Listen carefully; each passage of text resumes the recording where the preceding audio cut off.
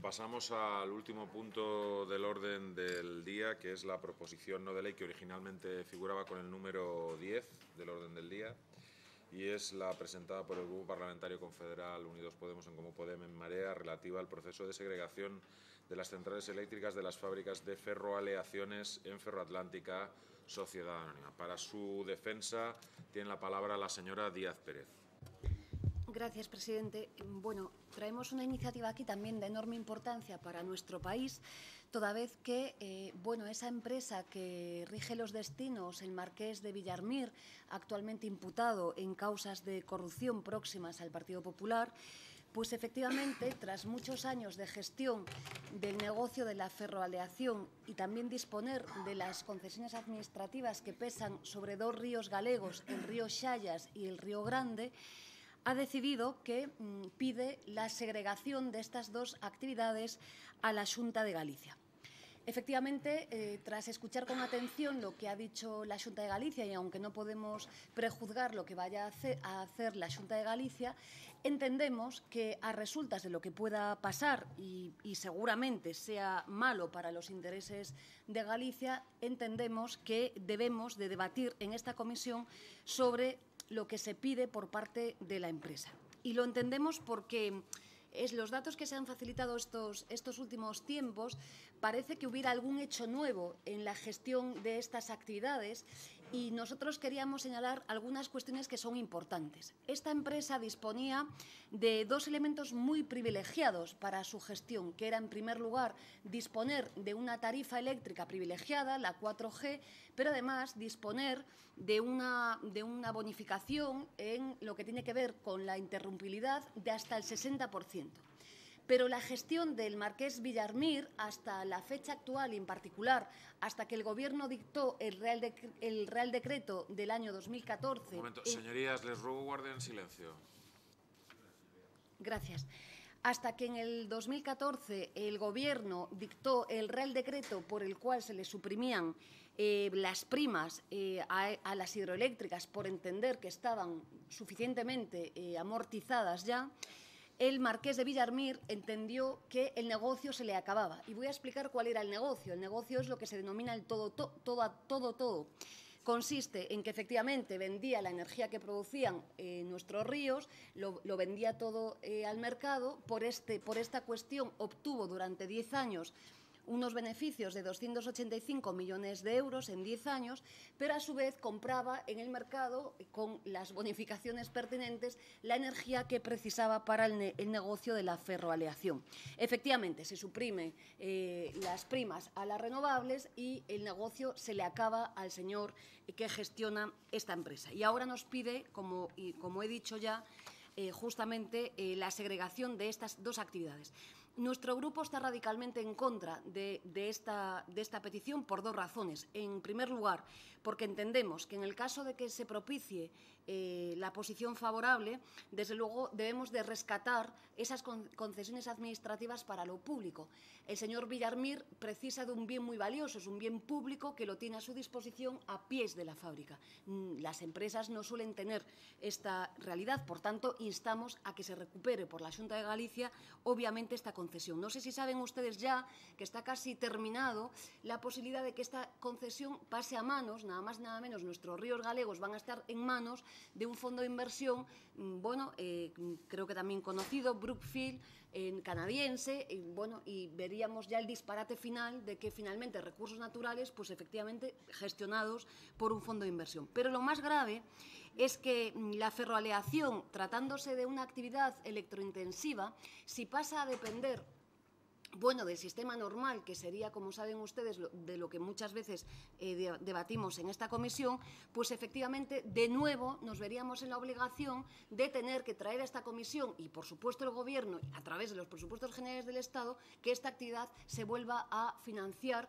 pues a través de la subasta de interrumpibilidad, poniendo ahora sí, si esto se produce, en auténtico riesgo ahora sí, insisto, efectivamente, el negocio de la ferroaliación. Por tanto, nos parece una enorme estafa. El señor Villarmir ha estafado nuestro país, ha esquilmado nuestros recursos naturales, se ha forrado, si me permiten, va a vender la concesión administrativa a un fondo canadiense del que va a obtener pues, cantidades ingentes de dinero, sanea sus cuentas y, a su vez, le pide a Juan Pueblo, a través de los presupuestos del Estado, que sigamos, obviamente, financiando a través de la interrumpibilidad. No hace falta que les diga que a día de hoy, solo con la energía renovable que tiene a su nivel, con los informes públicos que hay, el 50% de la misma es a coste cero.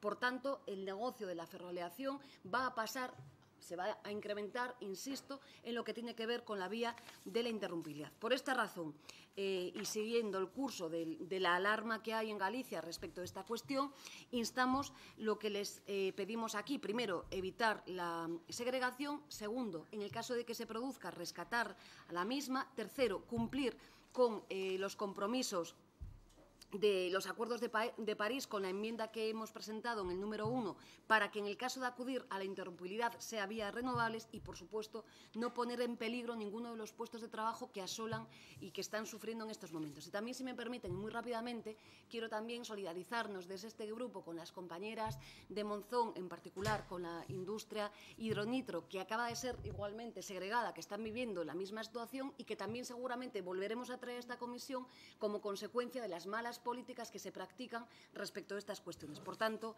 nada más y les pedimos el voto favorable a esta iniciativa.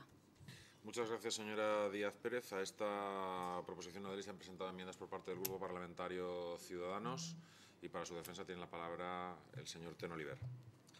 Gracias, señor presidente.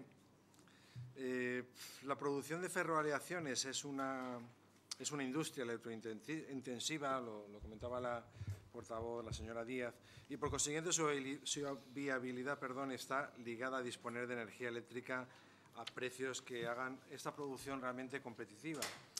Por cierto, también es condición necesaria para otros sectores productivos que tengamos una energía competitiva y así nosotros lo hemos expresado en varias ocasiones porque estamos por un pacto nacional energético y desde luego por una ley de transición energética que evidencie y reduzca estos costes. Y es que hay veces que, escuchando a la portavoz de Unidos Podemos, en Podem Común, en Marea, sinceramente hay veces que tan solo les está preocupando el cierre absoluto de la energía nuclear sin una energía de respaldo y además sin dar soluciones a la reducción de costes y a la reducción de emisiones contaminantes.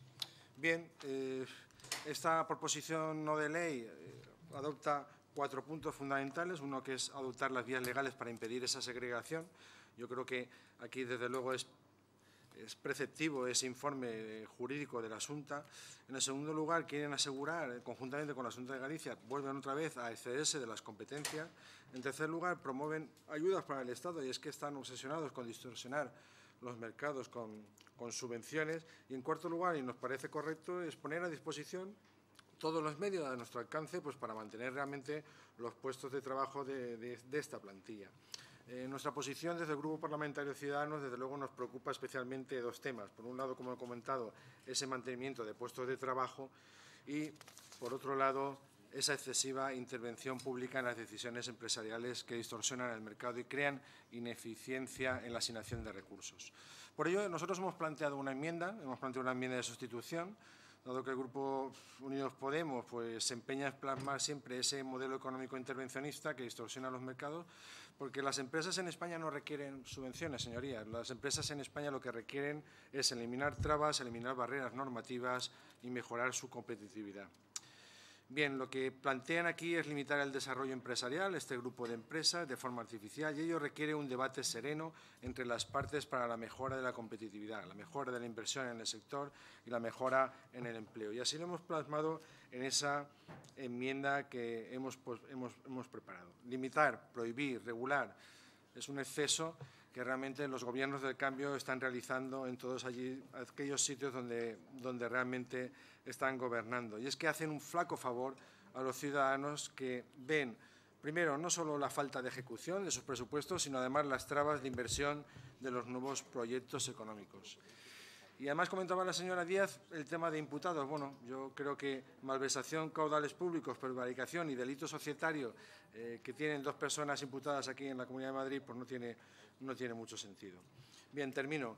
Por ello, y en esta línea, desde luego, se propone realizar una enmienda de modificación en la cual promueva un diálogo entre las fuerzas políticas y los agentes económicos y sociales con el objetivo de alcanzar una solución responsable, transparente y con plenas garantías para que permitan el mantenimiento del empleo vinculado a esta empresa. Y sin nada más, muchísimas gracias, señor presidente. Muchas gracias, señor Ten Oliver. Le pregunto a la proponente, a la señora Díaz Pérez, sobre las enmiendas. Y le recuerdo que también hay enmiendas de su propio grupo a la propia proposición no de ley. Entonces, ¿cómo queda al final? Sí, no aceptamos las enmiendas de Ciudadanos. Muy bien, de acuerdo. Para fijar la posición del Grupo Parlamentario Socialista, tiene la palabra el señor García Mirán. Muchas gracias, presidente. Señorías, la iniciativa que nos trae aquí versa sobre Ferroatlántica, una empresa gallega dedicada a la producción de silicio y ferroaleaciones que controla el 15% del mercado mundial. Cuenta con 15 fábricas en todo el mundo y una capacidad de producción de 300.000 toneladas año. Y cuenta además con 6 centrales hidroeléctricas, 3 de estas fábricas en Galicia, 2 de las cuales están en la Costa da Morte, en la provincia de A Coruña, en los ayuntamientos de Cee y Dumbría. La otra fábrica está en el polígono industrial de Sabón, en el ayuntamiento de Arteixo. 5 centrales hidroeléctricas están ubicadas en la cuenca del río Sallas, en Dumbría, y otra en la cuenca del río Grande do Porto, en Vimianzo. Bueno, la energía eléctrica renovable que producen estas 2 centrales es consumida en las fábricas del grupo, favoreciendo el mantenimiento de la industria y el mantenimiento de los más de 400 puestos de trabajo. El excedente se vende. Constituye un referente local para la producción de un tipo de energía, la renovable, que constituye un eje central de las políticas de compromiso que deben estimularse en un contexto político de transición energética hacia un nuevo modelo económico de economía circular.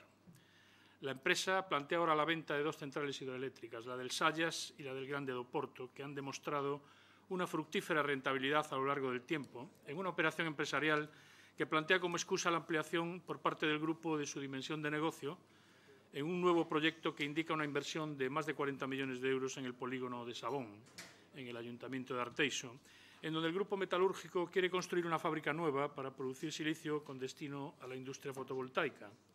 Una operación empresarial que, según los trabajadores, supondría el cierre de la siderometalúrgica Ferroatlántica, principal generadora de empleo en esta comarca y cuya viabilidad está vinculada a las concesiones hidráulicas de la Xunta que la alimentan. El presidente de la Xunta, el señor Núñez Feijóo, ya ha reconocido que existen sentencias firmes que impiden la segregación de las centrales de las fábricas de ferroaleaciones, sin aclarar las medidas que adoptará para, llegado el caso, impedir la segregación, a lo que estaría obligado para garantizar tanto el cumplimiento de la legalidad como los actuales puestos de trabajo. Si bien el nuevo proyecto, tal como lo presenta la empresa, promete una importante inversión en tecnología de última generación, que lleva consigo la construcción de un nuevo centro en Sabón, como dije, al lado de las fábricas de ferroaleaciones, que emplearían de manera directa a 90 trabajadores e indirecta a 150, en un periodo de un año, no está claro, por favor, guarden silencio. No está claro el futuro de los actuales trabajadores, ni tampoco la calidad y la estabilidad de este nuevo proyecto laboral, por diversas razones. Los alcaldes de la comarca ya se han manifestado en contra, planteando como crítica principal la falta de garantías empresariales, tanto en el mantenimiento de la plantilla actual de trabajadores como para la generación de nuevos puestos de trabajo. Además de que el grupo ha recibido ayudas tanto del Gobierno del Estado como del Gobierno de la Xunta de Galicia, que todavía no han sido evaluadas en lo que se refiere a la efectividad, al desarrollo y a la responsable actuación justificadora de la inversión. El Comité de Empresa de Ferroatlántica ha alertado de que la venta de las centrales por separado es ilegal y supondrá el cierre de las fábricas de ferroaleaciones de las que vive prácticamente toda la comarca. La segregación de estas centrales, según aseguran los trabajadores, podría estar pretendiendo tapar agujeros que tiene el grupo OHL, que es la constructora más potente del grupo industrial. Para que la operación pueda cerrarse, la Xunta tendría que modificar la concesión administrativa que regula la explotación de estos saltos de agua y que está asociada a la actividad industrial de ferroaleaciones en las fábricas de Dumbría y Cee. En definitiva, los trabajadores de estas factorías, a través de sus representantes, consideran esta operación especulativa. Y así lo hacemos nosotros, señorías. Una amenaza para la actividad laboral, y hemos hecho un frente común con los alcaldes, con la Xunta y con los grupos de oposición contra la venta y a favor de mantener la industria y los puestos de trabajo de la comarca. Tanto la compañía, que carece de liquidez para emprender el proyecto que anunció en septiembre pasado, como la Administración, no dejan de ver con claridad las garantías que deja esta venta en lo que afecta al mantenimiento industrial en la comarca y a la protección de los nuevos trabajadores. Y, en general, las intenciones del grupo empresarial, lo que hace ahondar en la desconfianza de lo que pueden ser los planes reales después de la venta de lo que se considera una inversión que ha sido rentable durante años y ha formado un conjunto coordinado que ha contribuido a mantener la competitividad de la industria a nivel global. El Gobierno debe exigir a la compañía el respeto a la legislación, que actualmente le impide la segregación de las fábricas, de las centrales, y mantener una actitud de máxima transparencia y tutela de la legalidad. Ya para terminar, la aparición del fondo Brookfield, del que se habló aquí, como candidato a la compra de las centrales, y su voluntad de expandirse por Europa, hasta el punto de estar dispuesta a desembolsar 1.000 millones de euros, ¿no?, para hacerse con las centrales del grupo, incluidas las centrales gallegas, nos da una idea de cómo un negocio que ha sido y es rentable y atractivo para grandes grupos empresariales en el exterior es, sin embargo, despreciado, y termino ya, por nuestro empresariado gallego, que muestra la poca valentía de apostar por la rentabilidad y el mantenimiento del bienestar y la calidad de vida en Galicia. En la comarca, el mantenimiento de más de 400 puestos de trabajo, como dije, o de ignorar la política de promoción de energía renovable desde nuestra comunidad, algo a lo que las grandes fortunas de este país, como es el caso de la del señor Villarmir, están obligadas a respetar por su interés, no solo estratégico, sino en cuanto a la responsabilidad ecológica se refiere. Desde el Grupo Socialista, y ya termino definitivamente, defendemos, por tanto, el mantenimiento de los puestos de trabajo, la defensa de la legalidad en la operación de segregación, que actualmente está impedida por las cláusulas que aparecen en su concesión, y la promoción de todas aquellas actuaciones políticas que conlleven a preservar el desarrollo industrial y económico de Galicia y, sobre todo, el respeto a los principios de sostenibilidad social, económica y ambiental en la gestión generada en las operaciones con estas centrales hidroeléctricas. Muchas gracias, presidente. Muchas gracias, señor García Mira. Para fijar la posición del Grupo Parlamentario Popular tiene la palabra el señor Postigo Quintana. Gracias, presidente.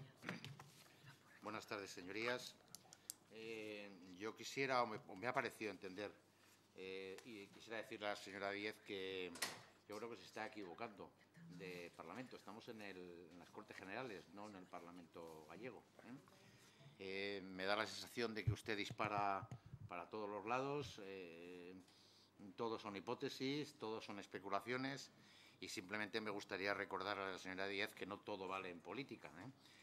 En ese sentido, quiero dejarle muy claro, y ya que ha tocado el tema, porque ha dicho que creo que está equivocando usted, se está equivocando de foro, y ya que se cree que está en el Parlamento gallego, sí que me gustaría decirle algunas cosas que no pensaba comentarle, pero en todo caso le digo que el Gobierno gallego está y estará siempre respetando la legalidad y respetará siempre el interés de los gallegos, y digo de todos, porque además el Gobierno gallego es una administración absolutamente responsable y cree firmemente en el Estado de Derecho. Y desde luego sí que le digo que va a cumplir la ley al pie de la letra, y desde luego, si se desprendiera que no se puede segregar las centrales, desde luego nunca las autorizará, pero siempre velará por el interés público de Galicia, por las actuaciones y actividades industriales y, desde luego, todos los concellos y trabajadores de Galicia. Quiero decirle también, un poco por sus indicaciones y por sus apreciaciones, señora Díez, que da la sensación usted, de que de alguna manera está pretendiendo que se prevarique, porque lo que está queriendo decir es que se pronuncie el Gobierno gallego sin haber antes hecho un análisis pormenorizado. Lo está exigiendo usted. Y, en definitiva, señoría, le tengo que decir, y usted debería saberlo, que eso es un delito, y, desde luego, no hay nada menos democrático que vulnerar la ley, y eso es lo que parece ser que está usted pidiendo con su exposición. En cualquier caso, las decisiones políticas no están al servicio de los intereses particulares. Las decisiones políticas están al servicio de la legalidad. Y, en consecuencia, y acabo con esta parte primera de mi exposición, el Gobierno gallego esperará los informes de los servicios jurídicos y técnicos de la Xunta para pronunciarse. Y, desde luego, cuando los tenga informará, como lo está haciendo ya y está manteniendo, los acuerdos y contactos necesarios con todos los alcaldes, los trabajadores, a través de sus representantes. Y a tenor ya en relación directa con su PNL, quiero decirle, señora Díaz, que la Secretaría de Estado de Energía no dispone de competencias para promover actuaciones como las que se proponen, más si cabe considerando que en Ferroatlántica es una empresa privada. En segundo lugar, quisiera decirle también que la actividad de producción de energía eléctrica es una actividad que está liberalizada, que yo creo que me parece que lo está olvidando usted también.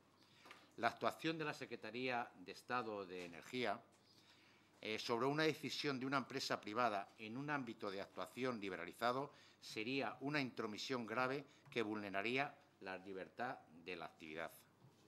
En cuarto lugar, quiero decirle también que la actividad de producción de energía eléctrica es una actividad liberalizada sometida a autorización administrativa previa.